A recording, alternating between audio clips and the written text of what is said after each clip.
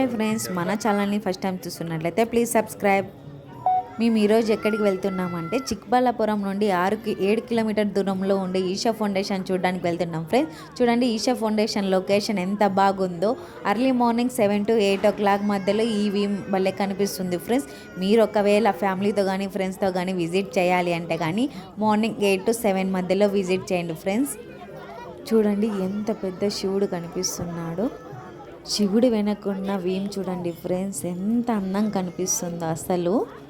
ఇక్కడ చూడడానికి ఎంతమంది వచ్చారో చూడండి ఫ్రెండ్స్. ఫ్యామిలీతో ఫ్రెండ్స్తో ఎంత బాగా విజిట్ చేశారు చూడండి ఫ్రెండ్స్.